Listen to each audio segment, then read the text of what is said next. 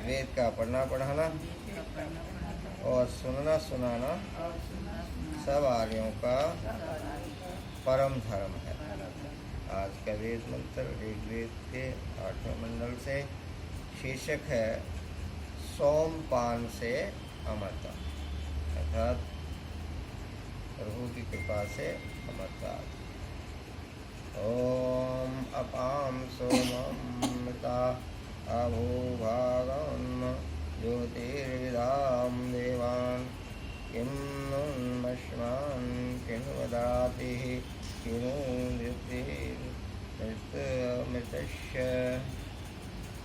मैंने अमर करने वाले ज्ञान अमृत का पान कर लिया, मैं अब तृप्त हो गया, ज्ञान अमृत से तृप्त हो गया, अमर हो गया हूँ।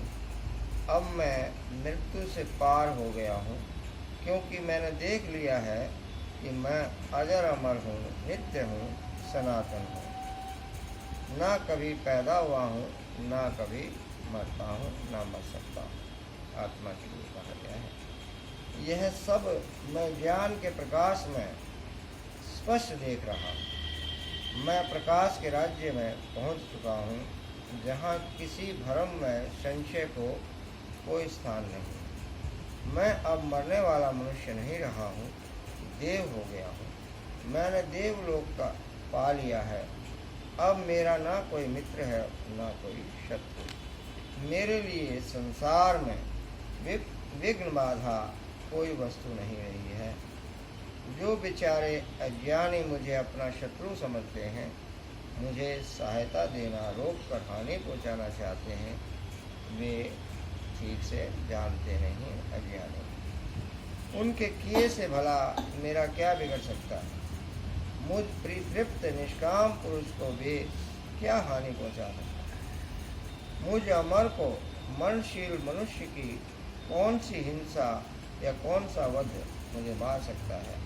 हे मेरे अमृत परमेश्वर, मैं अमृत पान को कुछ भी नहीं जानते, वे अमृत पान को कुछ भी नहीं जानते।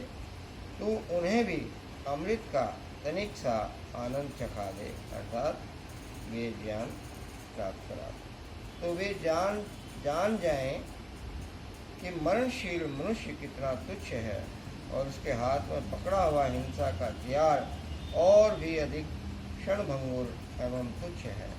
मनुष्य अपने मृत्यपन की अवहेलना को अनुभव करने लगे तो वह अमर बनने के लिए, देव बनने के लिए व्याकुल हो उठे। तब मार काट हिंसा द्वेष कहाँ रहेगी। तब किसी को बिगाड़ने की आवश्यकता ना रहेगी, सबको बनाना ही काम हो जाए। किसी को मारने नाश करने की आवश्यकता ही ना रहे, सबको जीवित करने का ही काम रह जाए। ओहो, अमर को मारने की इच्छा करने वाले कितने व्यर्थ प्रयास कर रहे हैं।